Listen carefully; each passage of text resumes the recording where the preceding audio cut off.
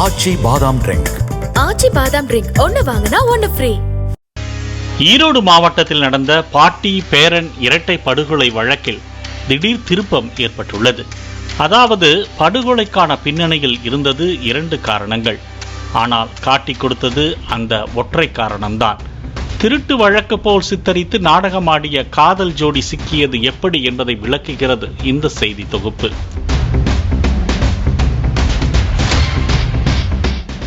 ஈரோடு மாவட்டம் சத்தியமங்கலம் புலிகள் காப்பகம் தாளவாடி அடுத்துள்ள தொட்டகாஜனூர் கிராமத்தை சேர்ந்தவர்கள் மாதப்பா தொட்டம்மா தம்பதியர்.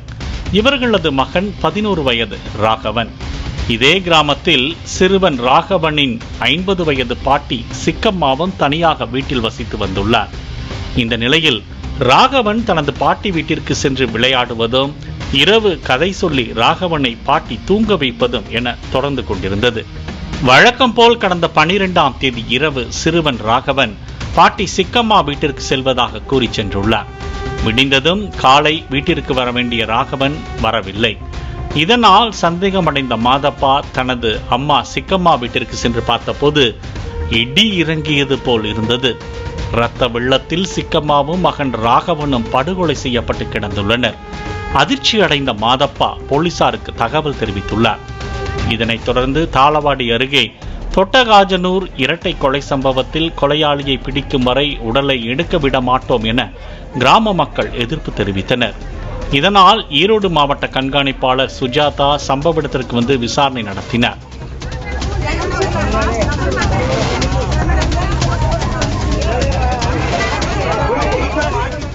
கொலையாளி பாட்டியையும் பேரனையும் மிக கொடூரமான முறையில் அடித்து படுகொலை செய்துவிட்டு வீட்டிலிருந்த பொருட்களை கொள்ளையடித்து சென்றுள்ளதாக போலீசாரின் முதற்கட்ட விசாரணையில் தெரிய வந்தது.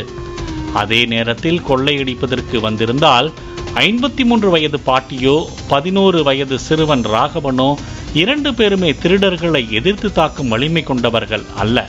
திருடுவது மட்டுமே நோக்கமாக இருந்திருந்தால் வலிமை இல்லாத இவர்கள் இருவரையும் சாதாரணமாக தாக்கிவிட்டு தப்பித்திருக்கலாம். ஆனால் இவ்வளவு கொடூரமாக ஆயுதத்தால் அடித்து சித்திரவதை படுகொலை செய்வார்களா என்ற ஒரே சந்தேகம்தான் திருட்டை தாண்டி வேறு ஏதோ நோக்கம் இருக்கிறது என்ற கோணத்திலும் விசாரிக்க ஆரம்பித்தது காவல்துறை. அப்போதுதான் நடந்தது திருட்டுக்கான இரட்டை படுகொலை அல்ல, அதற்கு பின்னால் வேறு 2 காரணங்கள் இருப்பது தெரிய வந்து அதிர்ச்சி அடைந்துள்ளனர்.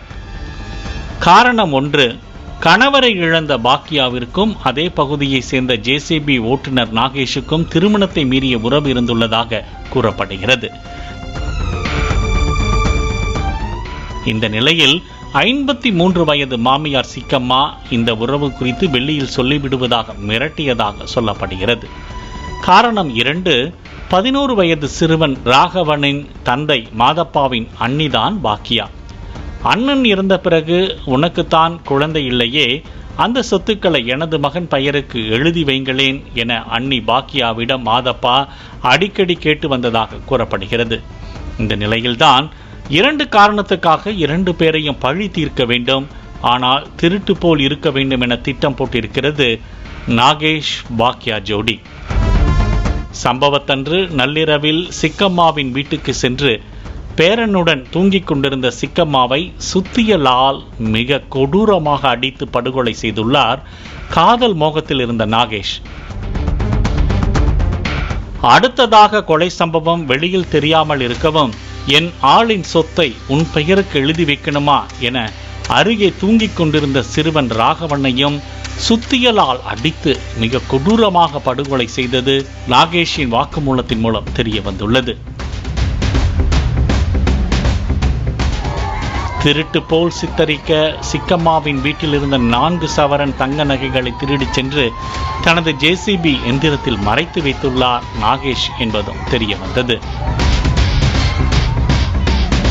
கொடூர படுகொலைகளில் ஈடுபட்ட நாகேஷ் மற்றும் படுகொலைக்கு தூண்டுதலாக இருந்த பாக்கியா இருவரையும் தனிப்படை போலீசார் கைது செய்தனர். அதுவும் கொடூர இரட்டை படுகொலை சம்பவத்தில் கைது செய்யப்பட்ட நாகேஷுக்கு திருமணமாகி மனைவி மற்றும் குழந்தைகள் உள்ள நிலையில் பாக்கியாவுடன் திருமணத்தை மீறி தொடர்பில் இருந்த நாகேஷ் யாருக்காக எதற்காக இந்த படுகொலை செய்தாரோ அதை இனி தொடர முடியாது. எந்த சொத்துக்காக தனது மகனைப் போல் பார்க்க வேண்டிய சிறுவனை பாக்கியா படுகொலை செய்ய தூண்டினாரோ அந்த சொத்தையும் அனுபவிக்க முடியாது. இனி இருவரும் தனித்தனியாக வெவ்வேறு சிறைகளில் உன்னால நான் கெட்டேன், என்னால நீ கெட்ட என சொல்லிக்கொண்டு நரக வாழ்க்கையை அனுபவிக்க வேண்டியதுதான். எந்த பாவமும் செய்யாத சிறுவன் படுகொலை செய்யப்பட்டதோடு நாகேஷின் எந்த பாவமும் செய்யாத மனைவியும் பிள்ளைகளும் நிர்கதியாய் நிற்க ஆரம்பித்திருக்கிறார்கள். எந்த ஒரு படுகொலையுமே பிரச்சனைக்கு தீர்வாக அமையாது என்பதற்கு இந்த படுகொலைகளும் ஓர் உதாரணம். பாலிமர் செய்திகளுக்காக சத்தியமங்கலம் செய்தியாளர் தங்கராஜ். ஆச்சி பாதாம் ட்ரிங்க். ஆச்சி பாதாம் ட்ரிங்க் ஒன்னு வாங்கினா ஒன்னு ஃப்ரீ. பிளே ஸ்டோர் மற்றும் ஆப் ஸ்டோரில் இருந்து பாலிமர் செயலியை QR கோடு மூலம் பதிவிறக்கம் செய்யுங்கள். செய்திகளை உடனுக்குடன் பெறுங்கள்.